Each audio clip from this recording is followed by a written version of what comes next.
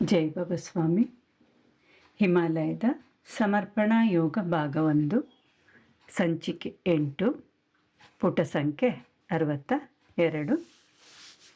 ಇವತ್ತಿನ ಗ್ರಂಥ ಪಠಣವನ್ನು ಗುರುವಂದನೆಯೊಂದಿಗೆ ಪ್ರಾರಂಭ ಮಾಡೋಣ.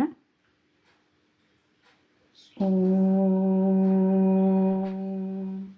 ಗುರುರ್ ಬ್ರಹ್ಮ ಗುರುರ್ವಿಷ್ಣು ಗುರುರ್ದೇವೋ ಮಹೇಶ್ವರಃ ಗುರುರ್ ಸಾಕ್ಷಾತ್ ಪರಬ್ರಹ್ಮ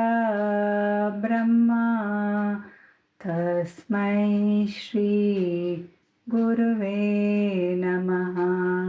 ತಸ್ಮೈ ಶ್ರೀ ಗುರುವೇ ನಮಃ. ತಸ್ಮೈ ಶ್ರೀ ಗುರುವೇ ನಮಃ. ಜೈ ಬಾಬಾ ಸ್ವಾಮಿ. ಅವರು ನನ್ನ ಶರೀರವನ್ನು ಒಂದು ವಿಶಿಷ್ಟ ಆಧ್ಯಾತ್ಮಿಕ ಸಾಧನೆಗಾಗಿ ಪ್ರಕೃತಿಯ ಮೂಲಕ ತಯಾರು ಮಾಡುತ್ತಿದ್ದಂತೆ ಅನಿಸುತ್ತಿತ್ತು. ಇದಕ್ಕಾಗಿ ಪ್ರಕೃತಿಯ ಸಾನ್ನಿಧ್ಯವನ್ನು ಉಪಯೋಗಿಸುತ್ತಿದ್ದರು. ಪ್ರಾಯಶಃ ನನ್ನ ಚಿತ್ತವನ್ನು ಸಕಾರಾತ್ಮಕ ರೂಪದಲ್ಲಿ ಸಿದ್ಧಪಡಿಸುವ ಪ್ರಯತ್ನ ಮಾಡುತ್ತಿದ್ದಿರಬೇಕು. ಆನಂತರ ಅವರು ಶುಕ್ಲ ಪಕ್ಷದ ಪ್ರಥಮ ತಿಥಿಯಂದು ನನಗೆ ಚಂದ್ರನ ಬೆಳಕಿನಲ್ಲಿ ಕುಳಿತು ಚಂದಿರನ ಮೇಲೆ ಚಿತ್ತವನ್ನು ಇರಿಸಿ ಏಕಾಗ್ರತೆಯಿಂದ ಧ್ಯಾನ ಮಾಡಲು ಕಲಿಸಿದರು. ದಿನದಿಂದ ದಿನಕ್ಕೆ ಅಭ್ಯಾಸದ ಅವಧಿ ಹೆಚ್ಚುತ್ತಾ ಹೋಯಿತು. ಪೂರ್ಣಿಮದ ರಾತ್ರಿ ಸಂಪೂರ್ಣ ಇರುಳು ಧ್ಯಾನ ಮಾಡಿಸಿದರು. ಚಿತ್ತವನ್ನು ಚಂದ್ರಮನ ಮೇಲೆ ಇಟ್ಟು ಸ್ವಯಂ ಹಾಗೂ ಚಂದ್ರನ ಮಧ್ಯೆ ಒಂದು ಸೂಕ್ಷ್ಮ ಸಂಬಂಧವನ್ನು ಕಲ್ಪಿಸಿಕೊ. ಚಂದ್ರನನ್ನು ನಿನ್ನ ದೇವತೆಯಾಗಿ ಸ್ವೀಕರಿಸಿ ನಿನ್ನನ್ನೇ ನೀನು ಚಂದ್ರನಿಗೆ ಸಮರ್ಪಿಸಿಕೊಂಡಂತೆ ಮನಸ್ಸಿನಲ್ಲಿ ಭಾವಿಸಿಕೊ. ಹಾಗೆಯೇ ಚಂದಿರನ ಶೀತಲತೆ, ಪವಿತ್ರ ಶಕ್ತಿ ಪ್ರಕಾಶದ ರೂಪದಲ್ಲಿ ನಿನ್ನ ಮೇಲೆ ಸುರಿಯುತ್ತಿರುವಂತೆ ಅನುಭವವನ್ನು ಮಾಡಿಕೊ. ಆ ಶೀತಲತೆಯಿಂದ ನಿನ್ನ ಸೂರ್ಯನಾಡಿಯಲ್ಲಿ ವಿಶೇಷ ರೂಪದ ಅನುಭವವಾಗುವಂತೆಯೂ ಹಾಗೆಯೇ ನಿಧಾನವಾಗಿ ಅದು ನಿನ್ನ ಪಿತ್ತ ಜನಕಾಂಗವನ್ನು ತಂಪಾಗಿಸುತ್ತದೆ ಎಂದು ಈ ಸಾಧನೆಯಿಂದ ನಿನ್ನ ಅಂತರಾಳದಲ್ಲಿ ಆಧ್ಯಾತ್ಮಿಕ ಅನುಭವ ಆಗುತ್ತಿದೆ ಎಂದು ಮನಸ್ಸಿನಲ್ಲಿ ಚಿತ್ರಿಸಿಕೊ ಎಂದು ಹೇಳಿದರು. ಒಂದು ಉಷಕಾಲ ಗುರುದೇವರು ನೆಲದ ಮೇಲೆ ಕುಳಿತಿದ್ದರು. ನನ್ನನ್ನು ನೆಲದ ಮೇಲೆ ಕುಳ್ಳಿರಿಸಿ ಹೀಗೆಂದರು: ನೀನು ನಿನ್ನ ತಾಯಿಯ ಮಡಿಲಿನಲ್ಲಿ ನಿಶ್ಚಿಂತೆಯಿಂದ ಕುಳಿತಿರುವೆ ಎಂದು ಯೋಚಿಸು. ಈ ತಾಯಿಯ ಮಡಿಲು ನನ್ನದು ಎಂಬ ಭಾವನೆಯಿಂದ ಭೂತಾಯಿಯ ಮೇಲೆ ಕುಳಿತು ನಿನ್ನನ್ನು ನೀನು ಪೂರ್ಣವಾಗಿ ಅವಳಿಗೆ ಸಮರ್ಪಿಸಿಕೊ. ಈ ರೀತಿಯಾಗಿ ಬೇಡಿಕೊ: ನಾನು ನನ್ನನ್ನು ನಿನಗೆ ಪೂರ್ಣವಾಗಿ ಸಮರ್ಪಿಸಿಕೊಂಡಿದ್ದೇನೆ. ನನ್ನ ಚಿತ್ತವನ್ನು ಶುದ್ಧ ಹಾಗೂ ಸಶಕ್ತಗೊಳಿಸುವ ಕೃಪೆ ತೋರು. ಈಗ ನಿನ್ನೊಳಗೆ ಸೇರಿಕೊಂಡಿರುವ ಕೆಟ್ಟ ಶಕ್ತಿಯಲ್ಲಿ ಕಂಪನವು ಉಂಟಾಗುತ್ತಿದೆ ಹಾಗೂ ನಿನ್ನ ಚಿತ್ತ ಪವಿತ್ರ ಹಾಗೂ ಗಟ್ಟಿಯಾಗುತ್ತಿದೆ ಎಂದು ಭಾವಿಸಿಕೊ. ಭೂಮಿ ತಾಯಿಯಲ್ಲಿ ಗುರುತ್ವಾಕರ್ಷಣ ಶಕ್ತಿ ಇರುತ್ತದೆ. ನಾವು ಯಾವಾಗ ನಮ್ಮ ಪ್ರಾರ್ಥನೆಯ ಮೂಲಕ ಆ ಗುರುತ್ವಾಕರ್ಷಣ ಶಕ್ತಿಯೊಂದಿಗೆ ಸಾಮರಸ್ಯವನ್ನು ಸ್ಥಾಪಿಸಿಕೊಳ್ಳುತ್ತೇವೆಯೋ ಆಗ ನಮ್ಮ ಚಿತ್ತವು ಶುದ್ಧವಾಗತೊಡಗುತ್ತದೆ. ಭೂದೇವಿಯು ಚಿತ್ತ ಶುದ್ಧಗೊಳಿಸಲು ಮಾತ್ರವಲ್ಲ, ನಮ್ಮ ದೇಹವನ್ನು ಆರೋಗ್ಯ ಸ್ಥಿತಿಯಲ್ಲಿ ಇಡಲು ಸಹಾಯ ಮಾಡುತ್ತಾಳೆ. ಚಿತ್ತ ಸದೃಢವಾದಾಗ ಶರೀರ ಗಟ್ಟಿಮುಟ್ಟಾಗಿ ಇರುತ್ತದೆ. ಭೂಮಿಯ ಗುರುತ್ವಾಕರ್ಷಣ ಶಕ್ತಿಯು ಮನಸ್ಸು ಹಾಗೂ ದೇಹವನ್ನು ಸಮತೋಲನದಲ್ಲಿ ಇಡುತ್ತದೆ. ನಾವು ಆ ಸ್ಥಿರ ಸ್ಥಿತಿಗೆ ತಯಾರಾಗಬೇಕು. ಇದಕ್ಕಾಗಿ ನಾವು ಪ್ರಾಕೃತಿಕ ಶಕ್ತಿಗಳನ್ನು ಬೇಕಾದ ಹಾಗೆ ಉಪಯೋಗಿಸಿಕೊಳ್ಳಬಹುದು. ಆದರೆ ಒಂದು ವಿಷಯ, ಯಾರನ್ನೂ ಕೂಡ ಪ್ರಕೃತಿಯ ಸಮರೇಖೆಯಲ್ಲಿಡಲು ಬಲವಂತ ಮಾಡುವಂತಿಲ್ಲ. ಕೆಲವು ದಿನಗಳವರೆಗೆ ನೆಲದ ಮೇಲೆ ಕುಳಿತು ಧ್ಯಾನ ಮಾಡಲು ಅಭ್ಯಾಸ ಮಾಡಿದೆ. ಹಾಗೆಯೇ ಕುಳಿತು ಧ್ಯಾನ ಮಾಡಿದಾಗ ಸ್ವಲ್ಪ ಸಮಯದಲ್ಲೇ ಮನಸ್ಸಿನ ಏಕಾಗ್ರತೆ ಹೆಚ್ಚಾಗುತ್ತದೆ ಎಂಬ ಸತ್ಯ ನನಗೆ ಆಗ ತಿಳಿಯಿತು. ಧ್ಯಾನವನ್ನು ಮುಂದುವರಿಸಿದಾಗ ತುಂಬ ಶಾಂತ ಹಾಗೂ ಒಳ್ಳೆಯ ಅನುಭವ ಉಂಟಾಗುತ್ತಿತ್ತು. ದೇಹವು ತುಂಬ ಹಗುರವೆನಿಸುತ್ತಿತ್ತು. ಒಂದು ಬೆಳಗ್ಗೆ ಗುರುಗಳು ನನಗೆ ಅವರ ಹಿಮಾಲಯದ ಪ್ರವಾಸಗಳ ಬಗ್ಗೆ ಹೇಳಲಾರಂಭಿಸಿದರು. ಹಿಮಾಲಯದ ಪರ್ವತ ಶ್ರೇಣಿಗಳ ಹತ್ತಿರದಲ್ಲೇ ಚಿಕ್ಕ ಚಿಕ್ಕ ವಸಾಹತುಗಳಿವೆ. ಸಣ್ಣ ಸಣ್ಣ ಹಳ್ಳಿಗಳಲ್ಲಿಯ ಜನರು ತಮ್ಮ ದೇಹದ ಕಾಯಿಲೆಗಳನ್ನು ಸರಿಪಡಿಸಿಕೊಳ್ಳಲು ಭೂಮಿ ತತ್ವದ ಉಪಯೋಗ ಮಾಡುತ್ತಾರೆ. ನಮ್ಮ ದೇಹದೊಳಗೆ ಅನ್ಯ ಜಾತಿ ಪಂಚಭೂತಗಳು ಪ್ರವೇಶಿಸಿದಾಗ ಕಾಯಿಲೆಗಳು ಉಂಟಾಗಿ ನಾವು ಅಸ್ವಸ್ಥರಾಗುತ್ತೇವೆ. ದೇಹದೊಳಗೆ ವಿಜಾತಿ ತತ್ವ ಹೆಚ್ಚಾದಾಗ ನಾವು ವ್ಯಾಧಿಗ್ರಸ್ತರಾಗುತ್ತೇವೆ. ಆದ್ದರಿಂದ ನಮ್ಮ ಒಳಹೊಟ್ಟೆ ಯಾವಾಗಲೂ ಶುದ್ಧವಾಗಿರಬೇಕು.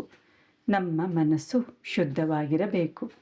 ಮನಸ್ಸು ಶುದ್ಧವಿದ್ದಾಗ ಅದು ಬೇಡವಾದ ಕೆಟ್ಟ ನಕಾರಾತ್ಮಕ ಆಲೋಚನೆಗಳನ್ನು ಒಳಗೆ ಬರಲು ಬಿಡುವುದಿಲ್ಲ.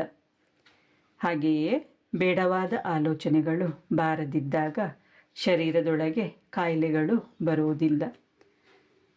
ದೇಹದ ಕಾಯಿಲೆಗಳು ನಕಾರಾತ್ಮಕ ವಿಚಾರ ಫಲಗಳು. ಆದ್ದರಿಂದ ಆದಿವಾಸಿಗಳು ಕಾಯಿಲೆಗಳನ್ನು ಗುಣಪಡಿಸಲು ಭೂಮಿ ತತ್ವದ ಸಹಾಯವನ್ನು ಪಡೆಯುತ್ತಾರೆ. ನಮ್ಮ ದೇಹವು ಭೂಮಿ, ಆಕಾಶ, ಜಲ, ಅಗ್ನಿ ಹಾಗೂ ಗಾಳಿ ಎಂಬ 5 ಪಂಚಭೂತಗಳಿಂದ ನಿರ್ಮಾಣಗೊಂಡಿದೆ. ಭೂಮಿ ತತ್ವದಿಂದ ನಾವು ಪವಿತ್ರರಾಗುತ್ತೇವೆ.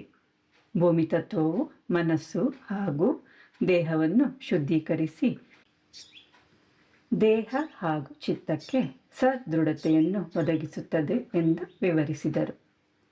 ಹಾಗಾಗಿ ಪ್ರಥಮವಾಗಿ ಪೃಥ್ವಿ ತತ್ವವೆಂಬ ಮಹಾನ್ ಶಕ್ತಿಯನ್ನು ಒಪ್ಪಿಕೊಳ್ಳಬೇಕು ಹಾಗೂ ಆ ಪೃಥ್ವಿಗೆ ನಮ್ಮನ್ನು ಸಂಪೂರ್ಣವಾಗಿ ಸಮರ್ಪಿಸಿಕೊಂಡು ಅದರೊಂದಿಗೆ ಸಾಮರಸ್ಯವನ್ನು ಸ್ಥಾಪಿಸಿಕೊಳ್ಳಬೇಕು. ಅದರೊಂದಿಗೆ ಏಕತ್ವವನ್ನು ಸ್ಥಾಪಿಸಿಕೊಳ್ಳಲು ಪ್ರಾರ್ಥನೆಯ ದಾರಿ ಬಿಟ್ಟರೆ ಬೇರೆ ದಾರಿ ಇಲ್ಲ. ಆದ್ದರಿಂದ ಬುಡಕಟ್ಟು ಜನರು ನೆಲದ ಮೇಲೆ ಕುಳಿತಾಗ ಪ್ರಥಮವಾಗಿ ಪೃಥ್ವಿಗೆ ತಲೆಬಾಗಿ ನಮಸ್ಕರಿಸುತ್ತಾರೆ. ಅವರು ಭೂತಾಯಿಗೆ ನಮಸ್ಕರಿಸಿ ಸಂಪೂರ್ಣ ನಂಬಿಕೆ ಹಾಗೂ ಭಕ್ತಿಯಿಂದ ಈ ರೀತಿಯಾಗಿ ಬೇಡುತ್ತಾರೆ. ನಾವು ನಿನಗೆ ಪೂರ್ತಿಯಾಗಿ ಶರಣಾಗಿದ್ದೇವೆ. ನಿನ್ನ ಗುರುತ್ವಾಕರ್ಷಣೆ ಶಕ್ತಿಯಿಂದ ನಮ್ಮ ಕಾಯಿಲೆಗಳನ್ನು ವಾಸಿ ಮಾಡು ತಾಯಿ. ಈ ರೀತಿಯಾಗಿ ಬೇಡುವುದರಿಂದ ಅವರ ಶರೀರದ ಬೇನೆಗಳು, ರೋಗಗಳು ಅದ್ಭುತ ರೀತಿಯಲ್ಲಿ ಗುಣವಾಗುತ್ತವೆ. ವಾಸ್ತವದಲ್ಲಿ ಆ ಆದಿವಾಸಿಗಳು ಭೂಮಿಯ ಸಾನ್ನಿಧ್ಯದಲ್ಲಿರುವುದರಿಂದ ಸ್ಥಿರತೆ ಹಾಗೂ ಸಮತೋಲನವನ್ನು ಹೊಂದಿರುತ್ತಾರೆ. ಪೃಥ್ವಿ ಅವರಿಗೆ ಸಂತುಲಿತೆಯನ್ನು, ಸ್ಥಿರ ಮನಸ್ಸನ್ನು ದಯಪಾಲಿಸುತ್ತದೆ. ಆದುದರಿಂದ ಪೃಥ್ವಿ ಅಥವಾ ಭೂಮಿಯು ಒಂದು ತತ್ವ ಎಂಬ ಜ್ಞಾನ ನಮ್ಮಲ್ಲಿರಬೇಕು. ಪೃಥ್ವಿಗೆ ಸಂಪೂರ್ಣ ಶ್ರದ್ಧೆ ಹಾಗೂ ವಿಶ್ವಾಸದಿಂದ ಶರಣಾಗಬೇಕು. ಆಗ ಇವೆಲ್ಲ ಸಾಧ್ಯವಾಗುತ್ತದೆ. ಆ ಬುಡಕಟ್ಟಿನ ಜನರು ಒಂದು ವಿಶಿಷ್ಟವಾದ ವೃಕ್ಷದಡಿ ತಮ್ಮ ಶರೀರದ ಮೇಲೆಲ್ಲ ಮಣ್ಣಿನ ಹಿಟ್ಟನ್ನು ಲೇಪಿಸಿಕೊಂಡು ತಮ್ಮ ಕಾಯಿಲೆಗಳನ್ನು ವಾಸಿ ಮಾಡಿಕೊಳ್ಳುತ್ತಾರೆ. ಮಣ್ಣನ್ನು ಲೇಪಿಸಿಕೊಂಡು ಸ್ನಾನವನ್ನು ಮಾಡಿಕೊಳ್ಳುವ ಮೂಲಕವೂ ಕಾಯಿಲೆಯನ್ನು ಗುಣಪಡಿಸಿಕೊಳ್ಳಬಹುದು. ಕೆಲವು ಅರಣ್ಯದ ವಸಾಹತುಗಳಲ್ಲಿ ಸೌಖ್ಯವಿಲ್ಲದ ವ್ಯಕ್ತಿಯನ್ನು ಕುತ್ತಿಗೆಯವರೆಗೆ ಮಣ್ಣಿನಲ್ಲಿ ಹೂಳಿಬಿಡುತ್ತಾರೆ. ಅವನನ್ನು ನೇರವಾಗಿ ಆಳವಿರುವ ಗುಂಡಿಯಲ್ಲಿ ನಿಲ್ಲಿಸಿ ಸುತ್ತಲೂ ಹಸಿ ಮಣ್ಣನ್ನು ತುಂಬಿ ಇಡೀ ದಿನ ನಿಲ್ಲಿಸುತ್ತಾರೆ. ಕೆಲವೊಂದು ಕಾಯಿಲೆಗಳಿಗೆ ರಾತ್ರಿಯ ಸಮಯದಲ್ಲೂ ನಿಲ್ಲಿಸುತ್ತಾರೆ. ಇವೆಲ್ಲವನ್ನು ಒಬ್ಬ ನುರಿತ ಹಾಗೂ ಅನುಭವಸ್ಥ ಹಿರಿಯ ವ್ಯಕ್ತಿಯು ಆ ರೋಗಗ್ರಸ್ತ ವ್ಯಕ್ತಿಯ ಮುಖಚರ್ಯೆಯನ್ನು ಪರಿಶೀಲಿಸಿ ಅವನ ಉಸಿರಾಟದ ಲಯವನ್ನು ಅವಲೋಕಿಸಿ ಅವನ ನಾಡಿ ಹಿಡಿತವನ್ನು ಮುಟ್ಟಿ ನೋಡಿ ನಂತರ ಬೇಕಾದ ನಿರ್ಧಾರವನ್ನು ಮಾಡುತ್ತಾನೆ. ಕೆಲವೊಂದು ರೋಗ ಪರೀಕ್ಷೆಯನ್ನು ಅವನು ರೋಗಿಯ ಕಣ್ಣುಗಳನ್ನು ದೃಷ್ಟಿಸಿ ನೋಡಿ ತಿಳಿಯುತ್ತಾ ರೋಗ ನಿರ್ಣಯ ಮಾಡುತ್ತಾನೆ. ಆ ಪಾಳ್ಯಗಳಲ್ಲಿ ವೈದ್ಯರಾಗಲಿ ಆಯುರ್ವೇದ ವೈದ್ಯ ವೃತ್ತಿ ಮಾಡುವವರಾಗಲಿ ಇರುವುದಿಲ್ಲ. ಆ ಪ್ರಾಂತ್ಯಗಳು ಬಹಳ ಹಿಂದುಳಿದ ಪ್ರದೇಶಗಳಾಗಿವೆ. ಅವರಲ್ಲಿ ಔಷಧಿಗಳಾಗಲಿ ಉಪಕರಣಗಳಾಗಲಿ ಇಲ್ಲ. ಅವರು ಪ್ರಕೃತಿ ಹಾಗೂ ಪ್ರಕೃತಿಯ ಸ್ಪಂದನಕ್ಕೆ ಅವಲಂಬಿಸಿಕೊಂಡಿರುತ್ತಾರೆ. ಮಣ್ಣಿನ ಕಣಕವನ್ನು ಹಣೆಗೆ ಕಟ್ಟಿ ಜ್ವರದ ತಾಪವನ್ನು ಕಡಿಮೆ ಮಾಡಿಕೊಳ್ಳುತ್ತಾರೆ.